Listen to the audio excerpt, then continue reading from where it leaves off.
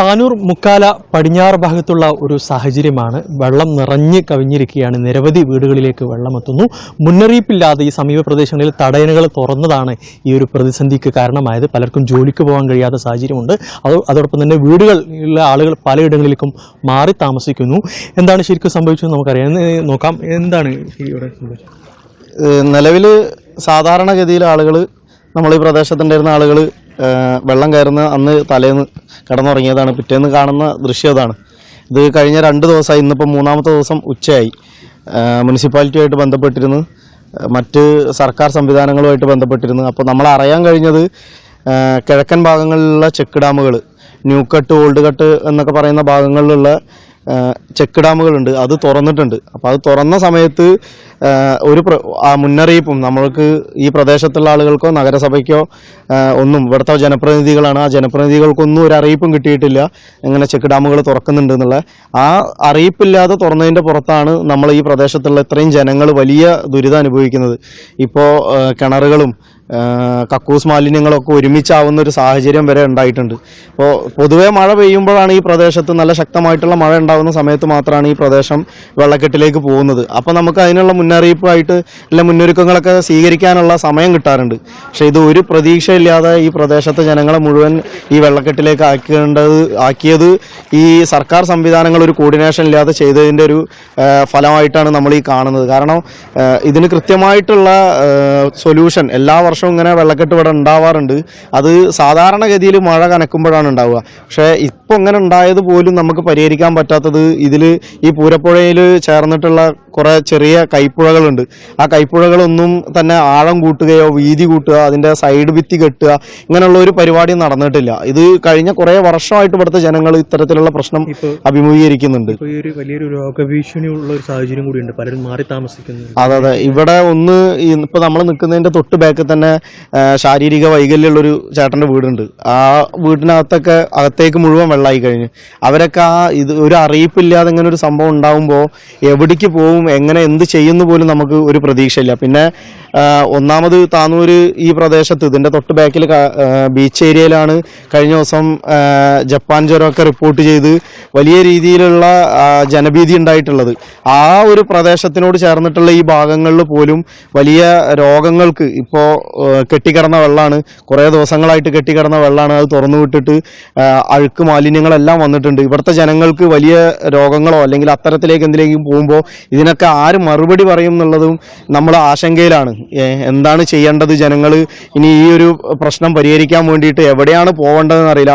ഈ ഇറിഗേഷൻ ഡിപ്പാർട്ട്മെൻറ്റിനെ ബന്ധപ്പെടുമ്പോൾ അവർ മുനിസിപ്പാലിറ്റിനെ അല്ലെങ്കിൽ റവന്യൂ ഡിപ്പാർട്ട്മെൻറ്റിനെ ബന്ധപ്പെടാൻ പറയുകയാണ്. ഇങ്ങനെ അങ്ങോട്ടും ഇങ്ങോട്ടും തട്ടി കളിച്ചുകൊണ്ടിരിക്കുകയാണ് കഴിഞ്ഞ കുറേ വർഷങ്ങളായിട്ട് ഈ പ്രദേശത്തുള്ള ജനങ്ങളെ. അപ്പോൾ ഇതിന് കൃത്യമായിട്ട് ഞങ്ങൾക്ക് ഒരു നടപടി സ്വീകരിക്കുക. ഇത്തരത്തിലുള്ള വിളിച്ചു വരുത്തുന്ന ജനങ്ങൾ, അതായത് സർക്കാർ വിളിച്ചു വരുത്തുന്ന അപകടമാണ് അല്ലെങ്കിൽ ദുരിതമാണ് ഈ ഞങ്ങൾ അനുഭവിച്ചുകൊണ്ടിരിക്കുന്നത്. അത് ഇനി ഉണ്ടാവാതിരിക്കാൻ വേണ്ടിയിട്ടുള്ള നടപടിയാണ് ഞങ്ങൾക്ക് മുന്നോട്ട് വേണ്ടത്. ഇത് തന്നെയാണ് ഇവർ പറയുന്നത്. ഏതായാലും എപ്പോഴാണ് ഇങ്ങനെ ഒരു ഇത് ഞായറാഴ്ച ഡ്യൂട്ടി ഉണ്ടായിരുന്നു. ഡ്യൂട്ടി കഴിഞ്ഞ് ഉച്ചയ്ക്ക് എത്തുമ്പോഴാണ് വെള്ളം കയറി തുടങ്ങി. ഞാൻ ഒരു ലോഡ് എംസാൻ്റെ കൂടെ അടിച്ചത് വീട് പണിക്കില്ലേ, അത് പകുതിയോടെ എനിക്ക് കൊണ്ടുപോകാൻ പറ്റുള്ളൂ. അത് ബാക്കി നഷ്ടപ്പെട്ടു.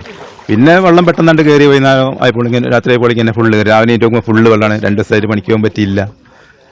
2 ദിവസം ജോലിക്ക് പോയിട്ടില്ല. ഈ വെള്ളത്തിൽ കൂടെ എങ്ങനെ പോകാൻ പറ്റുന്നത്? നമ്മൾ വീടിൻ്റെ അപ്പുറത്താണ്. അവിടെ നമുക്ക് വീട്ടിലേക്ക് വെള്ളം കയറില്ല എന്നുള്ള സ്ഥിതിയുള്ളൂ. പക്ഷേ വീട്ടിൽ നിന്ന് വരുന്ന വഴിയിൽ മൊത്തം അരയ്ക്ക് മേലെ വെള്ളമാണ്. കുട്ടികൾ മോളൊക്കെ ഇപ്പോൾ വേറെ വീട്ടിലാണ്, സ്കൂളിൽ പോകാൻ ബുദ്ധിമുട്ട്, സ്കൂൾ തുറന്നതല്ലേ. സ്കൂളിൽ പോകാൻ കഴിയാത്ത അതിപ്പോൾ ഏട്ടൻ്റെ വീട്ടിൽ കൊണ്ടാക്കി നഗര രീതിയിലാണ്. അങ്ങനെയുള്ള സ്ഥിതിയാണ്. പിന്നെ കുറേ ആൾക്കാർക്ക്, ഒരുപാട് ആൾക്കാർക്ക് ബുദ്ധിമുട്ടുണ്ട്. ഇവിടെ ബാക്കിയുള്ള ആൾക്കാരൊക്കെ ഇവിടെ വീട് വിട്ട് പോയി. ഇവിടെയൊക്കെ വെള്ളം നിൽക്കുന്നുണ്ട്, അവരൊക്കെ പോയി. പെട്ടെന്ന് ഒരു മുന്നറിയിപ്പില്ല. അത് നല്ല മഴ ഉണ്ടാകുമ്പോൾ നമുക്കറിയാം വെള്ളം കയറുന്നുള്ള നമുക്കറിയാം സാധാരണ കാശം. അത് 1 ദിവസം അല്ലെങ്കിൽ 2 ദിവസം കൊണ്ട് വെള്ളാണ്ട് മാട് മുറിച്ച് കഴിഞ്ഞാൽ വെള്ളം പോവും, ഒഴിവായി കിട്ടും ചെയ്യും. അങ്ങനെയാണ് സാധാരണ ഉണ്ടായത്. ഇതിപ്പോൾ ഇന്നേക്കിപ്പോൾ 3-ാം ദിവസമാണ്. ഇനിയിപ്പോൾ എന്നത് മുറിക്കുന്നു അറിയില്ല. അധികൃതർ ഒരു ഇതില്ലാത്ത ഇവരെ വന്നു നോക്കിയിട്ടും കൂടി ഇല്ല. അവർ ഞങ്ങളുടെ അടുത്തൊന്നും വന്നിട്ടില്ല. ഇത് തന്നെയാണ് ആളുകൾ പറയുന്നത്. പ്രധാനമായി ഇപ്പോൾ ഒരുപാട് ഈ സ്ത്രീകളും ഇവിടെയുണ്ട്. അവർ പറയുന്നുണ്ട് എന്താണ് ഒരു പെട്ടെന്ന് വെള്ളം വരികയായിരുന്നു. പെട്ടെന്ന് വന്നത് തന്നെയാണ് വെള്ളം. മഴ പെയ്യാതെ തന്നെ ഏതോ അണക്കെട്ട് തുറന്നിട്ട് വന്നതാണെന്ന് പറയുന്നത്. വലിയ ബുദ്ധിമുട്ടായി. വലിയ ബുദ്ധിമുട്ട് തന്നെ. വീടുകളിലൊക്കെ വെള്ളം കയറി വെള്ളം കയറി ഇവിടെയുള്ള ആളിലൊക്കെ പോയി, കുട്ടികൾക്കൊന്നും സ്കൂളിൽ പോകാൻ പറ്റുന്നില്ല. ഞങ്ങൾ എല്ലാ വർഷവും ഇത് അനുഭവിക്കുന്നതാണ്. കുറേ വർഷങ്ങളായിട്ട് പരാതിക്ക് പറഞ്ഞതാണ്. ഒരു ബുദ്ധിമുട്ടും ഒരു ഇതും ഇതുവരെ നടപടി എടുത്തിട്ടില്ല. വീടുകളിലും കിണറുകളിലൊക്കെ വെള്ളമാണ്. ഈ വെള്ളമാണ് കിണറുകളിലൊക്കെ, ഇവിടെ ഈ താഴ്ന്ന സ്ഥലത്തുള്ള കിണറിലൊക്കെ ഇതായിരിക്കുന്നത്. അപ്പോൾ ആരോഗ്യപരമായിട്ട് തന്നെ ബുദ്ധിമുട്ടുണ്ടാവും. കുട്ടികളൊക്കെ വലിയ ബുദ്ധിമുട്ടിലാണ്. സ്കൂളിൽ പോകാനും സാധനങ്ങൾ കൊണ്ടുവരാനും പോകാനും പണിക്ക് പോകാൻ തന്നെ ആണുങ്ങൾക്ക് ബുദ്ധിമുട്ടാണ്. പണിക്ക് പോകുന്ന പെണ്ണുങ്ങളുണ്ട്, അവർക്കും ബുദ്ധിമുട്ടാണ്. ഇതിൽ നടന്നു പോകാൻ പറ്റാത്തതിനെ കൊണ്ട് എല്ലാത്തിനും ഭയങ്കര ബുദ്ധിമുട്ടാണ്. ഇത് തന്നെയാണ് അവർ പറയുന്നത്. കാരണം നമുക്കറിയാം വലിയൊരു പ്രതിസന്ധിയാണ്. പെട്ടെന്ന് ഒരു ഉറക്കം എണീറ്റപ്പോൾ വെള്ളം നിറഞ്ഞു നിൽക്കുന്ന ഒരു സാഹചര്യം, വീട് മുഴുവൻ വെള്ളമാകുന്നതോടൊപ്പം തന്നെ സമീപ പ്രദേശങ്ങൾ റോഡ് മുഴുവൻ വെള്ളത്തിലാകുന്ന ഒരു സാഹചര്യം ഉണ്ടാകുന്നു. ഏതായാലും വലിയ വിഷമത്തിലാണ്, സങ്കടത്തിലാണ്, പ്രയാസത്തിലാണ് ഇവർ പറയുന്നത്.